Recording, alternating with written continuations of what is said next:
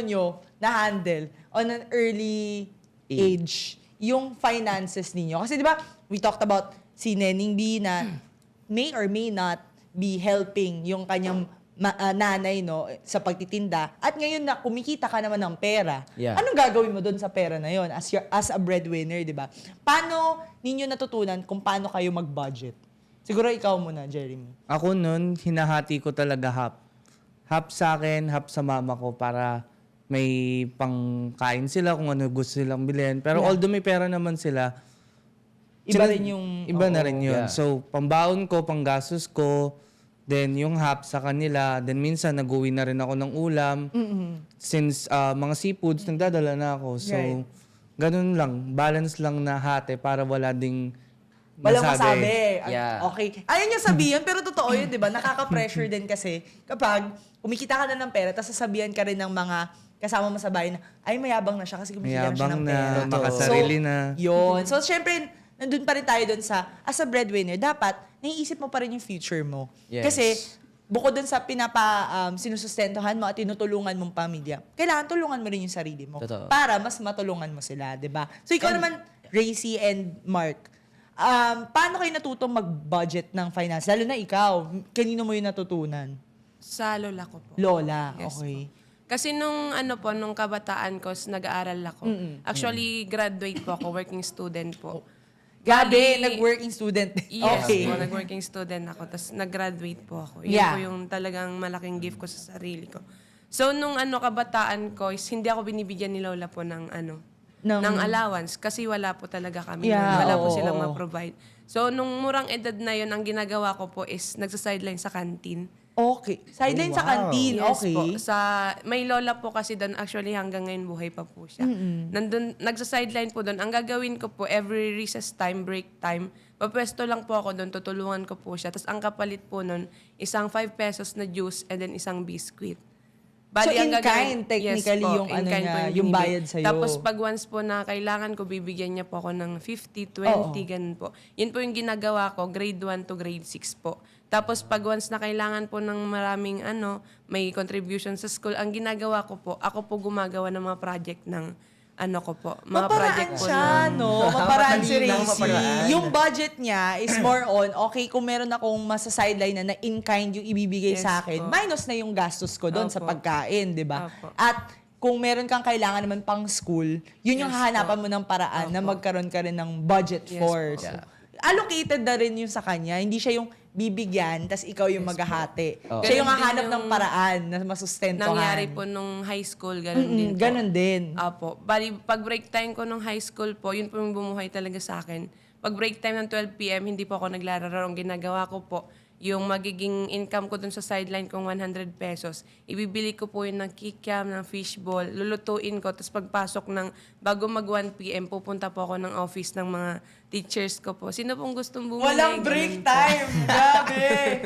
School. Kasi po yung iniisip ko lagi, is kailangan ko talagang kumita ng pera po. Sabi nakaka-inspire yung mga taong Diba? ganito. Grabe. Sige. Alam mo, Racy, isa pang, another ask lang. Paano mo naman nababudgetan yung pangangailangan ng PWD mong kapatid? Nakaano po yung nakaset up po. Lalo-lalo na po ngayon nagme-maintenance po yun. Oh, so, Bali, halos kalahati po ng sahod ko na sa kanila kasi maintenance po nila ni Lola at Lolo. Ay, ni Lola, yung Lola po, tapos yung kapatid ko. Tapos yung groceries din po nila, din allowance po din po nung 17 years old na kapatid ko, tapos yung din po, babae po na nakay mama. so parang technically, medyo same sila ng setup ni Jeremy na half mapupunta din sa family mo. Family, Then half yung sa half kanya. nun sa kanya, ginagawa niyang pampaikot ng pera Yes. para makahanap ng ibang side. At lumago pa. Diyos ko, grabe. Bata pa lang, medyo pang business-minded na siya. Di ba? Pag break time niya, pupunta siya sa mga offices para magbenta. Yes, So, grabe, resourceful. Siguro yun yung pros and cons din, no? Nang maaga ka namulat na kailangan ko kumita ng pera. So, hahanap ka talaga ng bawat paraan, segundo, oras na meron kang kikitain. Which is, nasasayang lang sa henerasyon ngayon dahil nagsuscroll lang tayo sa Instagram. Yun yung Guys, reality hits! Diyos ko. Ikaw naman, Mark, like, paano ka natuto mag-budget since medyo relatively, naging exponential din yung kinikita mo. Imagine mo from 240 pesos na daily wage, hourly wage ba? Yeah. Hourly wage, naging lumaki siya na lumaki hanggang sa napunta ka sa Saudi. Yeah. So, paano ka nag-budget nun? Magkano pinapadala mo, ganun, for I give yourself? credits sa mommy ko. Okay. Kasi at the early age, tinuruan na ako eh. Kung paano mag-budget. Yes. And mag-save. Mag-save. Yes. Especially savings. And then, yung situation na nangyari sa tatay ko na hindi mo maitakbo sa ospital, it's Kasi may because kailangan. emergency fund, Oo. wala kami nun. That time. Emergency fund.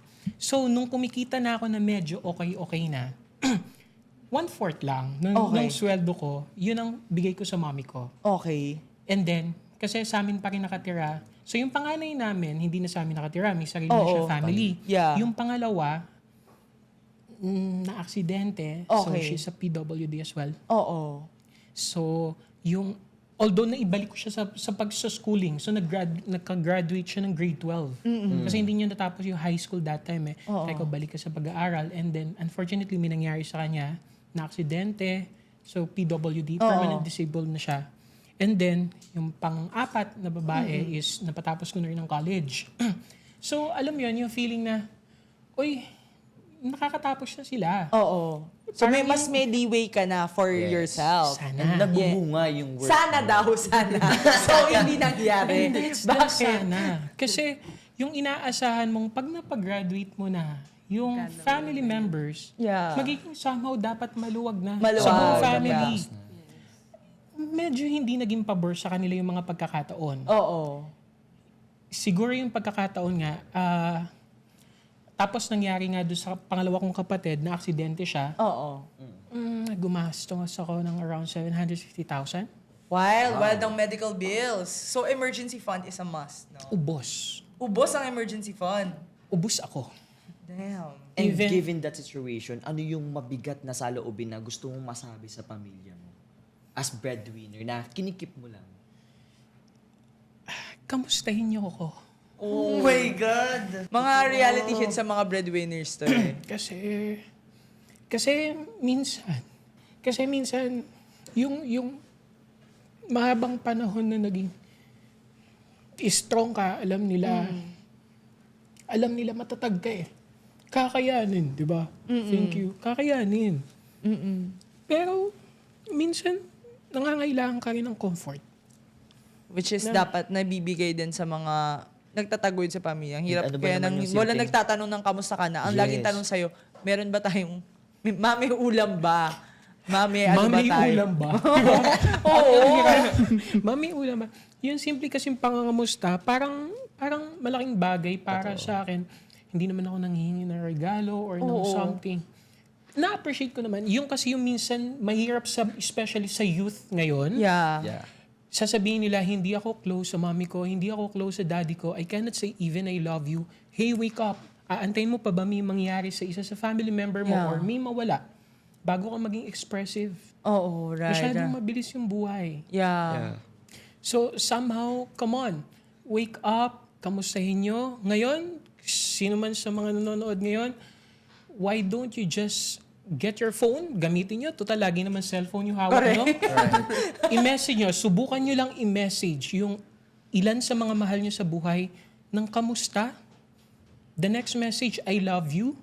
And then close it. Tingnan nyo kung ano magiging respond. Yeah. Simple Important words, din pero na sa mga tatagos. breadwinners, kinakamusta mo rin talaga sila. Yeah. Kasi mahirap na ikaw lang yung nag-iisip ng paano yung pantustos, pero walang tatanong kung paano mo nasusustain at paano Totoo. kami na pangtutustos. Feeling Diba? ko kasi yun yung nawala sa akin. Yung youth. Yun ang regrets niya. Kasi Regrets. hindi naman totally regrets. Nang panghihinayang Right. na for the 10 years akong solo breadwinner sa family ko, ako yung nag-iisip, kailangan step ahead ka. 3 months or 6 months advance, kailangan may budget. Okay. May emergency fund. So, recently, sabi ko, oo nga, no, habang may pera, edi Yeah. gawa natin ng paraan. So, presently, kinuhanan ko ng insurance yung PWD ko kapatid. Kinuhanan ko ng insurance sa sarili ko para ano't ano mangyari. Ready kayo. Ready. Yeah. May Plus, huhugutin. yeah, yung ilan sa mga ipon ko, ipinasok ko sa investment. Thank you dun sa program ng government through Pag-ibig, the MP2 program. So nagpasok ako doon. Yeah. High That's a good interest, thing. yeah. I mean, yeah, good interest. Hindi ko sinasabing wala mapapala yung pera nyo sa bangko, pero kailangan nyo rin mag-isip paano magkaroon ng income Mas maging wise Your with your money money. will work for you. Correct. para hindi mo rin ma-abuse yung sarili mo. Yeah. Totoo. Siguro, Jeremy and Racy, ano naman ang, since si Mark, no, kumbaga meron na rin siyang takeaway as a breadwinner na, guys, ito naman, kamusta nyo naman ako? Oo. Kayo, anong mensahe nyo sa mga breadwinners at yung mga taong nakapalibot sa isang breadwinner kagaya ninyo? So, ang message ko lang sa mga breadwinner, minsan mag-enjoy din kayo. Oh, that's nice. Wag puro yung nasa paligid nyo. Minsan isipin nyo din yung sarili nyo na kailangan nyo din mag-unwind. Oo. Or minsan kumain sa labas ng mag-isa lang. Like, to think about life na rin siguro. Then, siguro maging thankful pa rin. No, okay, Kahit that's papaano. Kasi merong iba dyan na hindi katulad ng kwento ko, di katulad ng kwento nila, magkakaiba kami na para sa akin, sobrang swerte ko pa rin talaga kasi kahit papaano, nandyan yung pamilya ko, yung mama ko, lola ko, and ngayon yung asawa ko, pati yung anak ko, na nagbibigay ng lakas ng loob sa akin sa araw-araw. Yeah. So, be thankful din para sa araw-araw, yun lang. With more blessings din sana, 'di ba? When you're more grateful, you open your space to have more blessings, 'di ba? So ikaw naman, Racy, anong mensahe mo naman Ako sa po is, gusto kong breadwinners? sabihin sa mga kabataan na, lalo sa storya ko, wala akong mama at papa. Lagi niyong iisipin na hindi kayo mag-isa. Kasi pag once na inisip nyo kasi na wala yung mama at papa nyo sa tabi nyo, is magiging weakness nyo yun eh. Ang Yeah. kailangan nyong isipin is, kailangan yung ano yung sa sarili nyo na kaya nyo. Kailangan nyo maging strong kasi hindi ka naman magiging matatag kung hindi mismo yung sarili mo ang gagalaw. At lagi nyong isipin na kahit ilang beses kayong bumagsak, ilang beses kayong mapagod, yun yung dahilan kung bakit kayo nandyan ngayon. At laging isipin din na nandyan si Lord para sa inyo. Oh, Yun lang that's po. so nice. Yeah. Tsaka pag once na napapagod kayo, iiyak nyo lang. Ang pinakamaganda po na gawin para pag mapagod is pumunta po kayo sa simbahan, doon kayo umiyak. Pag once po na lumabas kayo, magiging okay na po lahat. Yeah, that's Yun lang po talaga ang sandata ko po sa buhay. Alam mo, sobrang ganda ng episode natin ngayon. No? Siguro yung takeaway ko lang sa this episode is, once you learn how to carry your own water, you will know how to value every single drop of it. Parang, once na mag-step up tayo, doon lang natin malalaman na, doon lang natin malalaman kung gaano kahalaga yung bawat expenses na that's ibinibigay natin at winawaldas natin. Especially, we're supporting our family, no? Yeah. Siguro, ang question ko lang sa schoolmates na nanonood is, ganito. Bueno muna. I have one question sa mga schoolmates na nanonood. Will you ask your children to support you in the future? Oh, ganda din nun. Yeah. Yeah. Hindi ko siya sasagutin kasi hindi ko alam yung sagot. Pero siguro, another takeaway na nakuha ko from this episode is, tama yung sabi ni Jeremy, sobrang maging grateful ka sa circumstances na meron ka. Yeah. Kasi, paminsan, ang dali magkaroon ng mindset na kulang ako ng ganito, wala akong ganito. Pero kailangan mo ba yun? Especially ako na I would say na solo breadwinner, hindi naman eh. I do have my family that still supports me and helps me with the finances. But I've experienced being a working student. I've experienced na maghanap ng side hustle, magkumita at rumakit, 'di ba, para makatulong ka sa pamilya. Pero ibang-iba yung circumstances na meron sila. Yeah. Na meron a lot of the breadwinners na hindi natin narinig yung storya today. Right. Parang isa rin na magandang tignan is yung sinabi kanina na accessible yung edukasyon, pero yung pang-araw-araw mo, may pang-sustento ka ba? Yes. Para makapag-aral ng maigi yung mga kabataan, para makapag-focus sila sa pag-aaral. At syempre, guys, huwag yung sayangin yung meron kayo ngayon. Hindi importante na, uy, si ganito, mas meron siyang may bags, mas mayaman siya, or madali kasi isipin yun eh. Pero yung meron ka ngayon, what will you do with it? Which is yun yung narinig ko from yung mga breadwinners natin ngayon na they may do with what they have.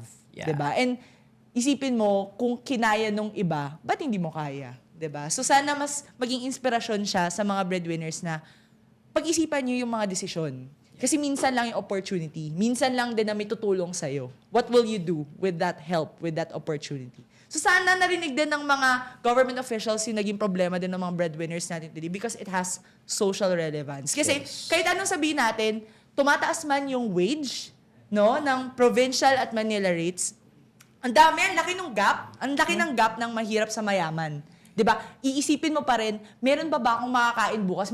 Meron pa ba akong panggastos? Totoo. May pang-transpo pa ba ako, 'di ba? Isipin mo health, PWDs, 'di ba? Saan mailalagay yung pera para matulungan yung mga incidentals na gano'n? Totoo. 'Di ba? Medyo malaking problema sa isang breadwinner na hindi ko alam kung saan ko huhugutin yung pera when I need it. Totoo. 'Di ba? So, sana mas maraming opportunities yung makarating to the right people. Take note, right people. And sa mga breadwinners dyan na nanonood, may mahalaga lang kaming tanong sa inyo. May isa ka pang tanong. Ano yung Yes. tanong na yun? Breadwinner schoolmate, kamusta ka? Yun! Siyempre, no. So, guys, comment kayo down below. Kamusta kayo? At syempre, kung meron kayong words of encouragement din sa mga schoolmates natin na nag-share ng kanilang mga storya. Yeah. At bukod sa gusto naming pasalamatan, yung mga guests natin, pasalamatan naman natin yung mga brave souls na nagkwento today. Salamat po!